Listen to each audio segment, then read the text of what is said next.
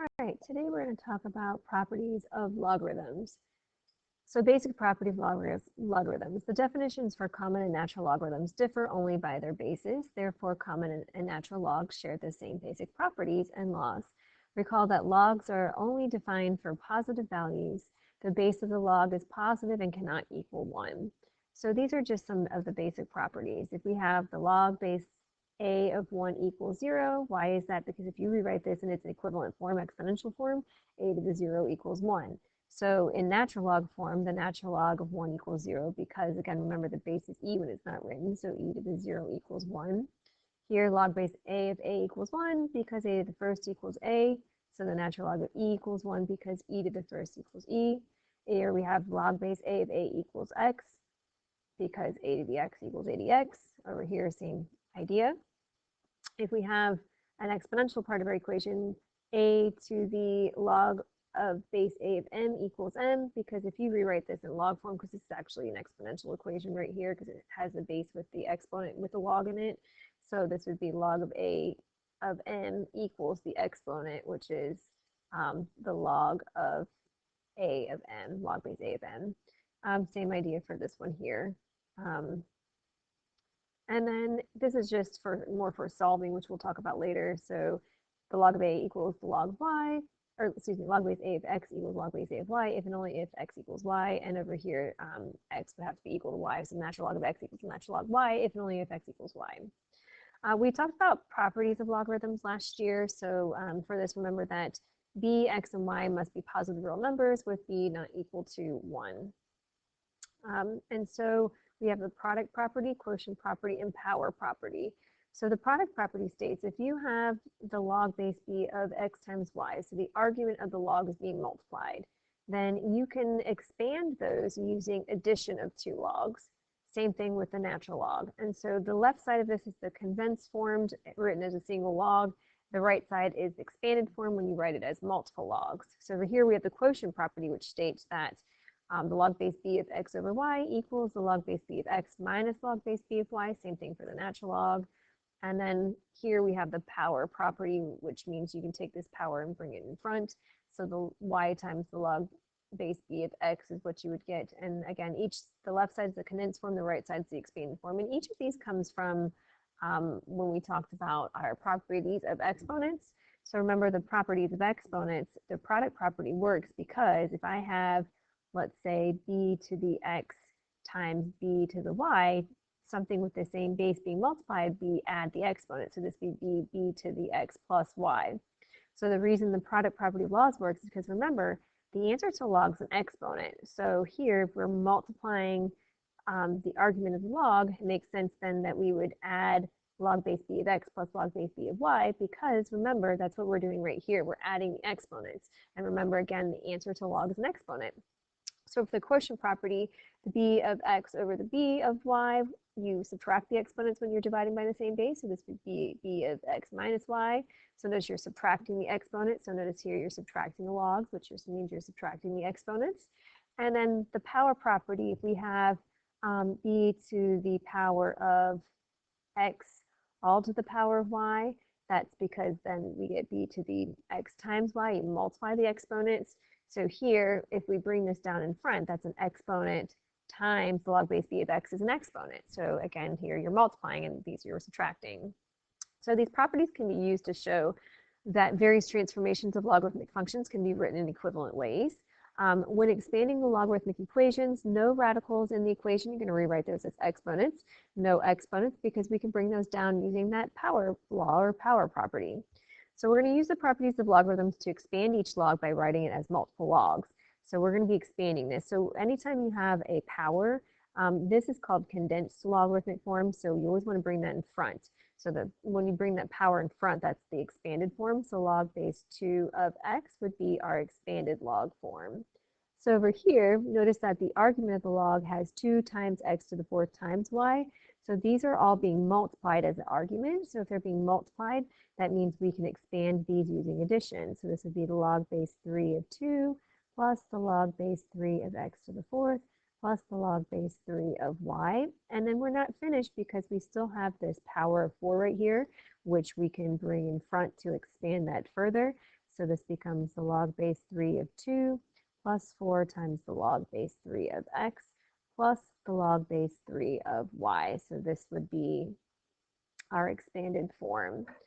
For the next one, it's easiest if you deal with the division first. So I'm going to rewrite this as the log base 4 of 3x minus the log base 4 of 2y.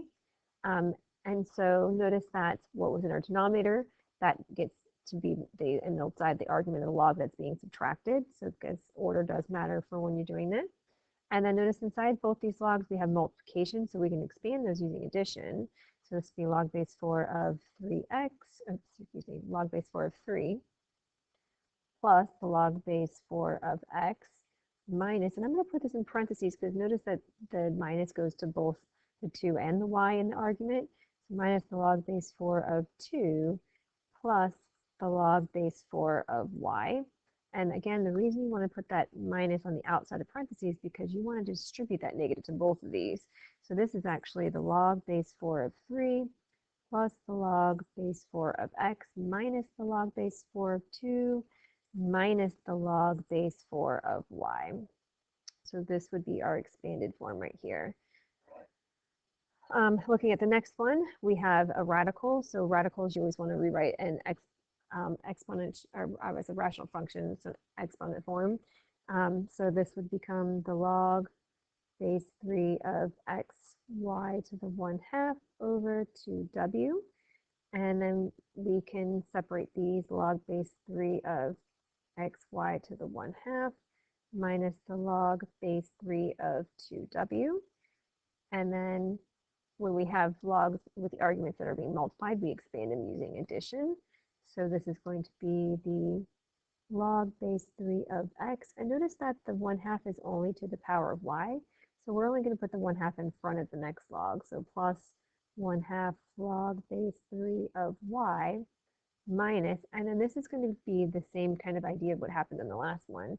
So this is going to be the minus both of these, the log base 3 of 2 plus the log base 3 of w. And then when you distribute that negative right there, that means that this would end up being a minus right here. So this would be our expanded form. And then for the last one, notice that this power of 4 goes to all of these exponents. So I'm going to put the 4 in front and just remember that it goes to every log that we have. So this would be 4 times the log base 2 of x plus 3. And then this one's being subtracted for the next one because it's in the denominator. So minus the log base 2 of 2y. And then here, notice that the argument is being added, not multiplied. It's not being divided, and it's not a power over power. So there's nothing further that I can do here because I can't factor anything further. If I could factor something out, then I could expand it using addition because you could multiply it. But that does not simplify any further or expand any further, I should say. And then so looking at the next one, we have a minus here, and these are being added, so that's going to be 2 subtractions. So this would be 4 times the log base 2 of x plus 3 minus, and then again the log base 2 of 2 plus the log base 2 of y. But again, when you distribute that negative to both these terms, this would be minus, and this would also be minus here. So 4 times log base 2 of x plus 3 minus log base 2 of 2 minus the log base 2 of y. And something else, like we could simplify log base 2 of 2. We know the log base 2 of 2 is equal to 1 because 2 to the first power equals 2. However, it asked us to expand it using multiple logs, so we're just going to leave it in log form in this case instead of rewriting it as simplified into 1. So now that we know how to expand it, we're going to do the opposite. We're going to talk about condensing our logarithmic equations. So you want to write the rational exponents in radical form, numbers in front of logs become powers, and the final answer should have 1 log in it only. If you have more than 1 log, then you need to go back and look what you did. So for the first one, if we want to condense this into 1 log, we see that we have 2 logs being added. So that means we take the arguments and we multiply them. So this would be the log of xy. And remember, when the base is not written, it's base 10. So this is the same thing as saying the log base 10 of x, y. And you don't really need those parentheses around the argument here. You could also just write it without the parentheses. I like just to get in the habit of writing the parentheses so that I don't forget if I'm adding or subtracting something instead, kind of like what we did up here with this problem. You would need this in parentheses because if you don't put that in parentheses, then you might think you're doing the log base 2 of x plus 3 on the outside and just taking the log of x and not the log of x plus 3. So, but when you're multiplying or dividing, it's not really necessary, but again, it's just a good habit to get into. So looking at question B here, I'm going to take this up as a power first. So this would be the log base 7 of 5 minus the log base 7 of n to the fourth. Why did I take the power first? Think about PEMDAS, parentheses, exponent. So because it's an exponent, that's why I took it up first. And then now we're subtracting 2 logs. So when we're subtracting 2 logs, we divide the arguments to get it into 1 log. So this would be 5 over n to the power of 4, because remember that whatever you're subtracting is going to go into the denominator. Looking at the next one, so this is a 2/3 power, which comes up as an exponent. So log base 3 of x to the 2/3. And we can rewrite that then in radical form. So log base 3 of the cube root of x squared. For the next one, we have the log of x over 5 minus the log of z. And again, just so you can see, if I'm subtracting another log, it's actually going to go in the denominator because we have x over 5 in the numerator divided by z, which is over 1. So if you have a fraction divided by a fraction, you keep change flip. So keep the numerator, change multiplication, and flip the denominator. So then when you have a fraction times a fraction, you multiply straight across. So this would be equal to x over 5z. So notice that that goes in the denominator. So when you have that 2 minus there, even though you think it might just, it's just going to be divided again. So it's just going to go in the denominator being multiplied. So this would be the log of x over 5 times z. And again, the base here is base 10 when it's not written, but it's not necessary to write it. So here it's slightly different because notice that the 2 doesn't have a log. So how are we supposed to condense this into a single log? Well, the first thing you need to do is use your properties of logs to help you rewrite the 2 as a log. So just going back up here to our properties. So remember we said right here, we're going to use this one, and if we were using base e, we'd use this one right here. So the log base a of a equals 1, so that's for any base. So in this case, you have to look at what the base is that you're working with. So this is base 6. So I know that the log base 6 of 6 equals 1. And so if this whole thing is equal to 1, 1 times 2 doesn't change my equation, so I can rewrite this as 2 times the log base 6 of 6, and it's not going to change the equation. Then I can take this 2 up as the power, so that would become 6 squared. So this would become log base 6 of 6 squared, which is 36, plus the log base 6 of x. And when I have 2 logs being multiplied, or excuse me, being added, I multiply the arguments. So log base 6 of 36x would be my solution. Looking at the next one, so we have a power to bring up here. So this would be the log of, if we have 2 logs being added, we multiply the arguments. So this would be 8x times x to the third minus the log of 2x squared. When I multiply something with the same base, I add the exponent. So this is the log of 8x to the power 4 minus the log of 2x squared. So this whole log is being subtracted. That means we're going to divide these arguments. Log of 8x to the fourth over 2x squared. And then, of course, we can use our properties of exponents to simplify that. So this would be the log 8 divided by 2 is 4, and x to the fourth over x squared is just x squared. For the next one, we have some fractions that are coming up as exponents. Remember, a rational exponent means it's really going to be a radical. So we have the natural log of e minus the natural log of x to the 1/2 plus the natural log of e to the 1/2 plus the natural log of e to the 1/2. So this would be the natural log of e over the square root of x plus the natural log of e to the 1/2 really means we have the natural log of the square root of e, and this one, again, since we are adding these, that means we're going to multiply the argument, so this would be times another e, square root of e. So then this would become the natural log of e over the square root of x times root e times root e is the same thing as the square root of e squared, which is just equal to e. And that's over 1. So we have the natural log of e squared over the square root of x. And this is not simplified because we have a radical in our denominator. So we want to rationalize that. So I'm going to actually multiply this by the square root of x over the square root of x. So this becomes equal to the natural log of e squared root x, and root x times root x is the square root of x squared, which equals x. And we did that on purpose to get the radical out of our denominator. So this would be my simplified answer. Of course, there's other ways you could do this problem, but that's just one way. Looking at the next one for h, so again, bring those up as powers. So we have the log of 2 to the 5th plus log of x to the 6th minus the log of 5 squared minus the log of y to the 7th. And this is, again, base 10. So when we have our arguments being added, we can multiply those. So this would be the log of 2 to the 5th, which is 32, x to the 6th, minus the log of 5 squared, which is 25, and then minus the log of y to the 7th.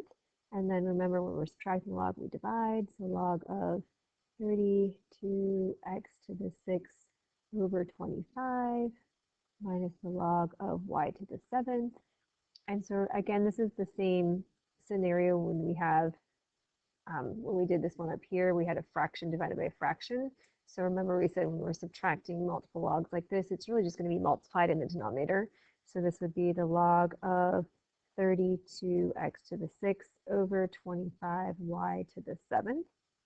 And if you want to do the work over here, you can to see that 32x to the 6th over 25 divided by y to the 7th over 1. So then you would do 32x to the 6th over 25 times 1 over y to the 7th, and then multiply straight across to get what we get over here. And then you would see if you could simplify this at all, which we cannot. So this would be our solution.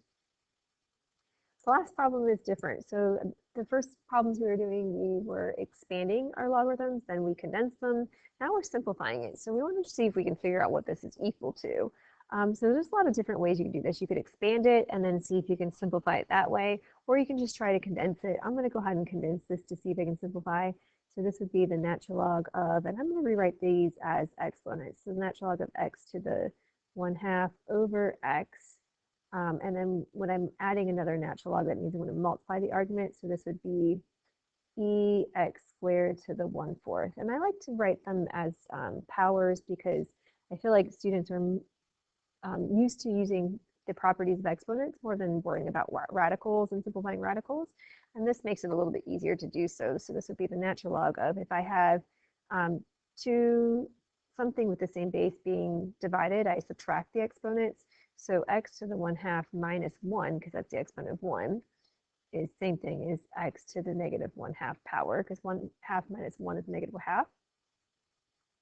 And then here I have a power of power, so I'm going to multiply these exponents. So this would be e to the 1/4, and then 2 times the 4th would be x to the 1/2. And then if I have something with the same base being multiplied, I add the exponent. So negative 1/2 plus 1/2 gives us x to the 0 power. And remember that if we have something to the 0 power, that's really equal to 1. So that means that x's go away. So we have the natural log of e to the 1/4 power. If I bring that down in front, I get the 1/4 times the natural log of e, and that's a property. Remember, the natural log of e is equal to 1 because the base is e. We just don't write it because e to the first equals e. So this is equal to 1/4 times 1, which just equals a 4th. And so that is our expression simplified into one term. And in this case, we were able to simplify out the natural log. And that is all for our properties of logarithms.